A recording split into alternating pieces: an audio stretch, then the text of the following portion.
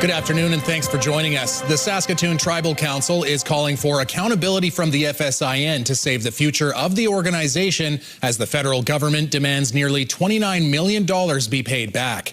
Questions are piling up from Saskatchewan chiefs after an audit found nearly $29 million in ineligible or unsupported spending.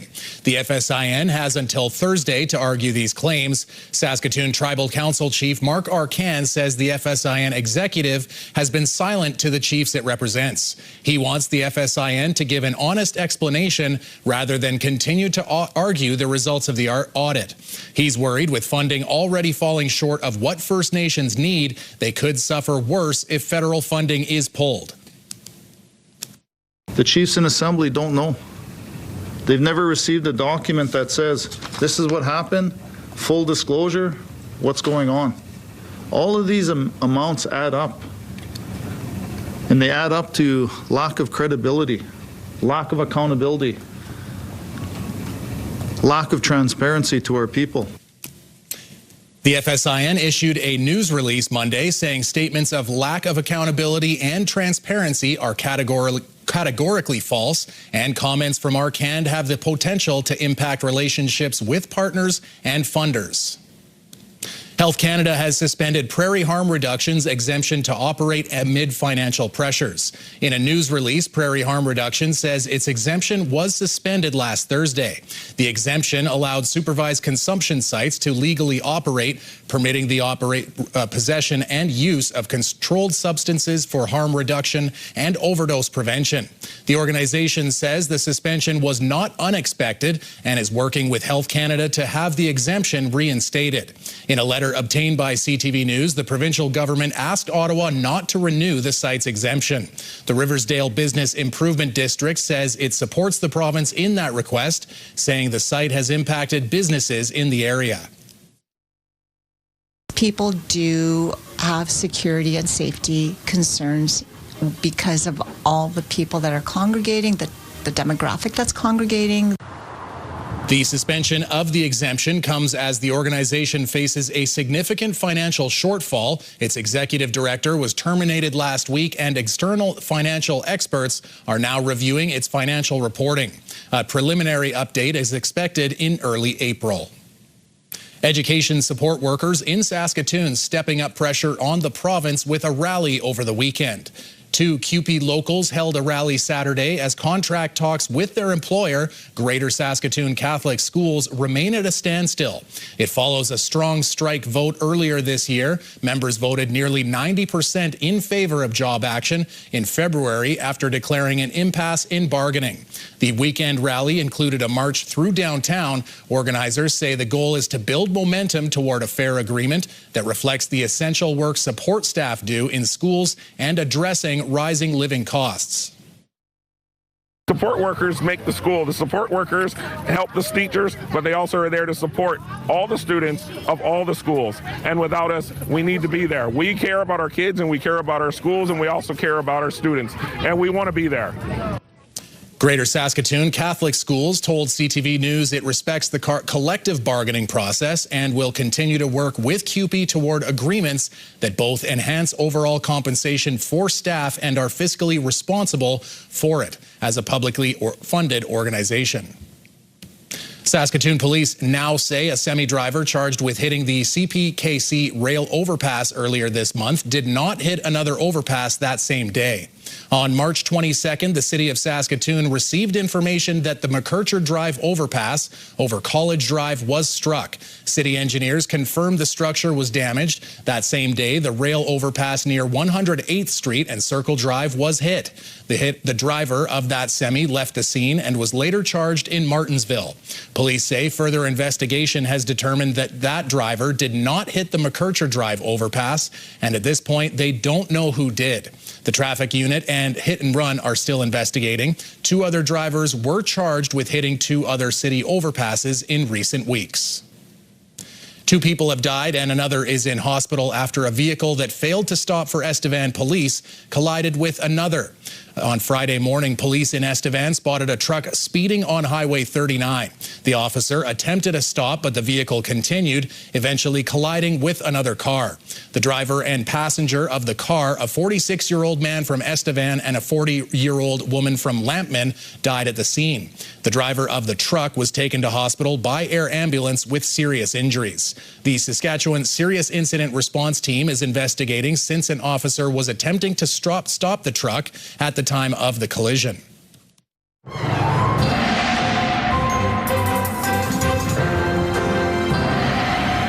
Well, Jeff, it's not feeling like spring, although I did cheat and I looked at some of the temperatures and at least we're in for an okay week. Oh, you know what? Things are starting to warm up a little bit. And John, we're talking about temperatures that are still going to be in many respects below seasonal values. But we are looking at this being the last sort of significant blast of snow making its way through the province, moving out into other parts of Canada. Eventually, the same system makes its way out to Newfoundland and bring them a lot of snow. So once again, like the system last week, this one's got wheels. We can tell you, though, that temperatures are going to be warming up. So right now, emphasis on right now, Easter weekend is looking not too bad. We'll tell you more a little later on. Saskatchewan NDP leader Carla Beck is distancing her party from the newly elected federal leader. Beck says she will not meet with Avi Lewis until he changes his stance on natural resource development. Lewis has proposed a major transition away from fossil fuels. Beck says 40,000 direct and indirect jobs in Saskatchewan depend on resource development, along with billions in annual economic activity. Again, I was, pretty clear in that letter. I have a calendar right now that doesn't allow a lot of extra outside of all of what we're doing here in Saskatchewan. We'll see what happens in the future, but as I said, I was pretty clear in the letter.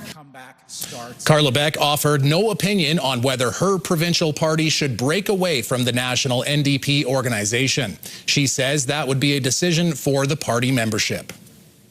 The provincial NDP also calling for transparency after the leasing history of a Saskatchewan Party constituency office has been called into question.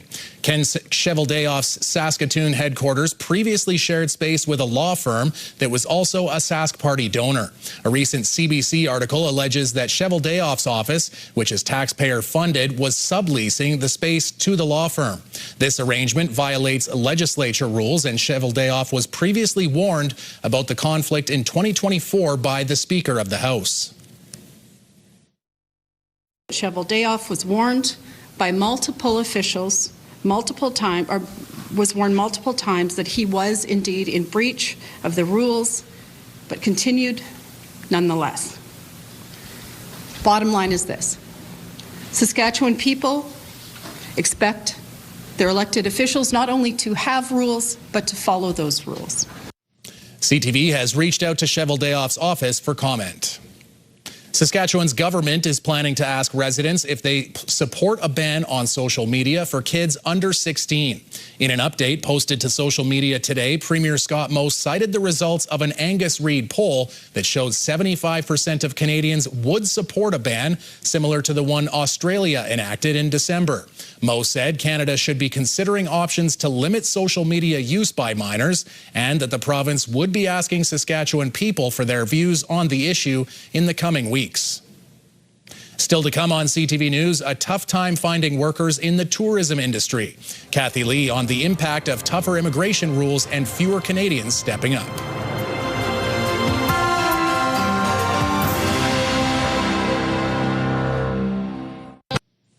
Canada's tourism industry is struggling to find workers as employers face tighter rules on foreign labor and fewer Canadians stepping in. In some areas, like Alberta's mountain tourism hotspots, the challenges are even more complex. Kathy Lee explains. What kind of work are you looking for? Just days after arriving in Banff from Lithuania, Kantara Daumantaita is already at a job fair. My goal is to get a seasonal job, a summer job, and stay look for whatever the time takes for that job. She's one of hundreds here, many on work visas, seeking positions in the tourist mountain town. And those looking to hire for the upcoming summer rush, like Brandy White, I'm just going to create a new folder and put really need help. I'm desperate. I have to find at least 35 people before June 1st. Job seekers also include some Canadians, like Jimmy Stevens from nearby Canmore. I have 2 part-time jobs that are great jobs and everything, but we're struggling to pay the bills every month. With the number of people expected at the job fair, there is an appetite for people to come here and work. But employers and job seekers say one of the biggest challenges of working in this area is affordable housing. Sergio Garcia, head chef for Juniper Hotel Bistro in Banff, says with record tourism levels, the need for staff is rising. We do offer housing. Is there enough? That's the problem. Now it's not enough. Canmore and Banff both face extreme housing shortages driven by high demand and limited supply. For many, the cost is out of reach, which means local recruits are hard to come by. We are trying to hire Canadians. Anybody that's Canadian that's looking for a job, please come see me. We just can't find enough. White says temporary foreign workers are essential, but tighter rules on foreign labor in Canada and slow approvals make it challenging to bring them in. As for affordable housing, there are plans to increase capacity in both towns. Kathy Lee, CTV News, Banff. The deadline for people to file their taxes is April 30th, and financial experts are urging people not to wait until the last minute. Kimberly Johnson spoke with some accountants about the best ways to avoid leaving money on the table. I track all of my expenditures and then I categorize them so I know exactly how much I'm spending in each. Having an interior renovations business means Jeremy Martin has to be organized, not only for his clients, but also for tax season. Just finishing up right here today, actually, and then I should be sending it off to my accountant, so shouldn't be too bad. First and foremost, every Canadian taxpayer is different. This tax accountant says that if you are scrambling to meet the deadline, there are some things to consider, like keeping every receipt you can, from charitable donations to eligible out-of-pocket medical and childcare expenses. For those filing together, know who the larger earner is. Typically, shifting the medical expense credits to the lower income spouse saves you the most money and is the most tax efficient. But he says donations can mean the opposite. Typically, shifting the donations to a registered Canadian charity to the higher income spouse gives you the best bang for your buck. So those type of shiftings and optimizations are really important to plan out. If you own a small business, track your work from home expenses because you may be able to deduct on a portion of your mortgage and utilities. And use this time of year to ensure you're on track for next year's tax season. Make sure your registered accounts are in order, like RRSP for retirement savings or a first home savings account so you can minimize your tax burden. Being organized all year can help avoid stress. Keeping a folder or some type of a binder or a drawer where you could just put everything in and kind of keep track of your receipts, keep track of what happened throughout the year. The deadline to file is April 30th. I have an accountant, so I keep everything. I have all the paperwork all ready to go. It's the only scramble is because I'm leaving on the 1st, and it's finding someone to do my taxes. I have one employer, so it's just the T4 and whatever basic contributions, but technology's helped a lot. Kimberly Johnson, CTV News. We'll have a full weather update from Jeff coming up after the break, and later, staff and volunteers making all the difference in long-term care homes.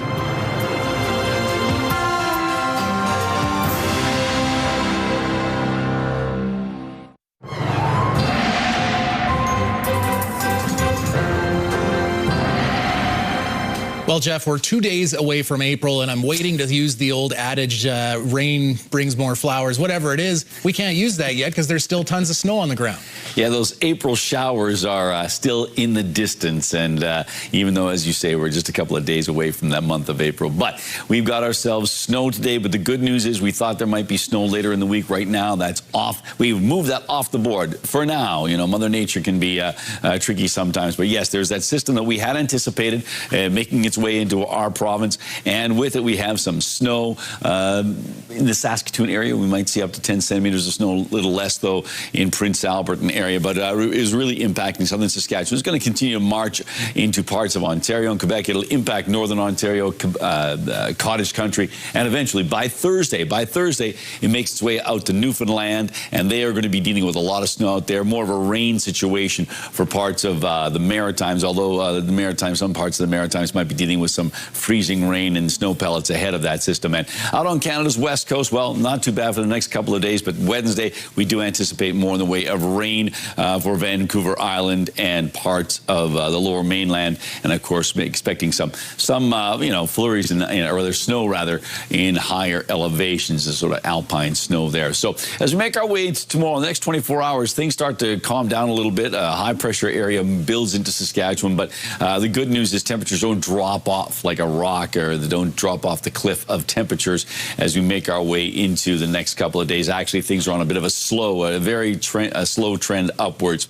Minus 14 for the Spiritwood area overnight with cloudy skies, minus 13 for the Battlefords, minus 16 in Candle Lake, minus 13 in Birch Hills, a similar situation for Rostern. Melfort, minus 12 degrees and minus 12 in Nipawin. In most of these locations, the snowfall is trending, rather tapering off as we make our way into Tuesday. So here we go for Tuesday. Cloudy or mainly cloudy skies throughout the region. Mainly cloudy and minus 1 in Spiritwood, 0 in the Battlefords, minus 1 with mainly cloudy skies in Candle Lake. Mainly sunny in Birch Hills, but not exactly jumping up with those temperatures. Minus 3 the expected daytime high for Birch Hills, minus 2 in Rostern, minus 2 as well in Nipawin, and Melfort's daytime high minus 3 degrees. So these temperatures are way below seasonal for this time of late March. So for Prince Albert area, minus 14 degrees with a good chance of flurries tonight, but eventually tapering off, and the winds actually taper off as well. Winds out of the north at 10, which isn't a particularly strong wind to begin with, but light winds in the overnight, and then picks up a little bit tomorrow. Winds out of the southwest at 20 kilometers an hour. Mainly cloudy skies, minus 2 degrees, but here is the 7-day outlook, and as you can see, temperatures do start to trend upwards. 0 degrees on Wednesday, 2 on Thursday, 2 as well for Good Friday. Saturday, mainly sunny skies, mainly cloudy skies, rather, 3 degrees. Cloudy conditions on Sunday for Easter Sunday, and Monday, 1 degree. So at least temperatures will be on the plus side for Easter weekend.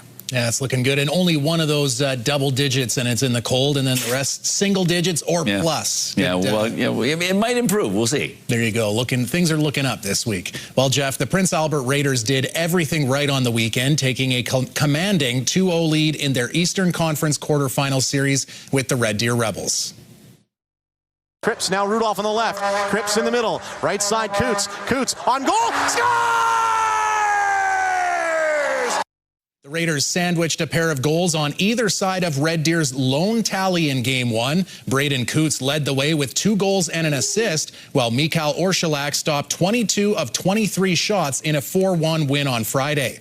Then on Saturday night, Brock Cripps' single-handed effort on the power play was assisted by Orszalak, and he jump-started the Raiders to a 6-0 shutout victory. The Raiders outshot Red Deer 40-13 as Orszalak picked up his first career WHL postseason shutout. Games 3 and 4 go Tuesday and Wednesday in Red Deer. And the Saskatoon Blades are coming back to SaskTel Center after splitting the first 2 games with the Edmonton Oil Kings. For Miroslav, he'll link at the blue line, time ticking away on the power play. There's McKenzie, one-timer, score! Ethan McKenzie was the overtime hero on Sunday as Edmonton escaped dropping both games on home ice. Saskatoon stunned the Oil Kings in Game 1, led by Hunter Lang's penalty shot goal. Games 3 and 4 are in Saskatoon Tuesday and Wednesday night. Do you have a community event you would like to promote? Or maybe you'd like to draw attention to your organization. Let your local CTV station help you spread the word. Contact us at 306-922-6020 or email panews@ctv.ca. You can appear on CTV Prince Albert's News at 5 and get your message to our viewers.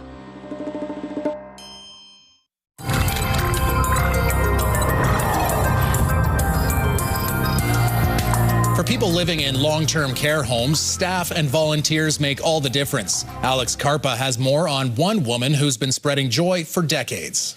Hi there, how are you? 95-year-old Emily Kozak is a familiar face at Winnipeg's Holy Family Nursing Home, where she's been volunteering for more than 3 decades.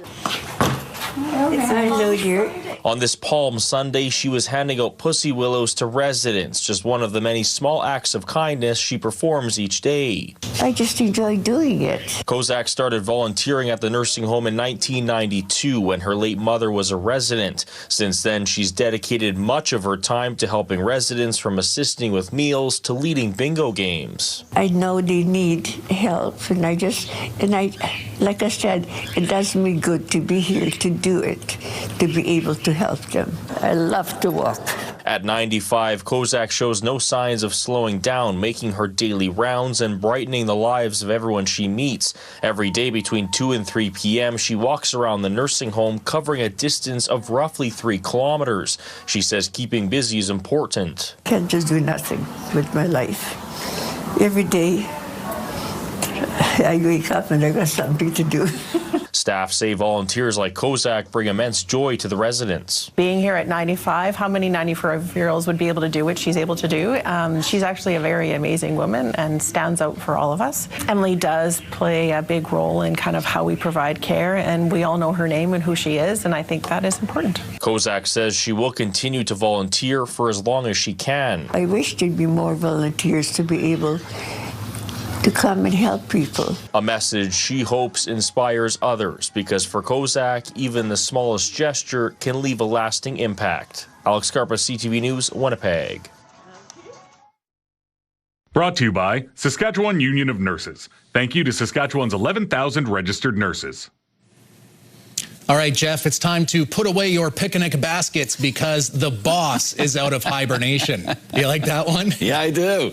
A little Yogi Bear for you. This is Banff's most famous bear, and his name is not Yogi. It is the boss. He's said to be about 28 or 29 years old, and he's believed to have fathered around half the grizzly cubs in Banff National Park. He is up early this year. Last year, the first confirmed boss sighting was around April 7th, according to Parks Canada. Now, he's one famous bear out in the park. I think there's another one named Chunk, who's got like a gigantic scar over the top of his nose. A lot of people have gotten shots of him, but I've heard of the boss, and that's a pretty big story to follow. And quite amazing when you think that if the statistic is correct, that half the bear cubs in Banff National Park are his progeny. It's done pretty good work. It reminds me of some great bear names, or even bull names. I had one, Old Broken Nose.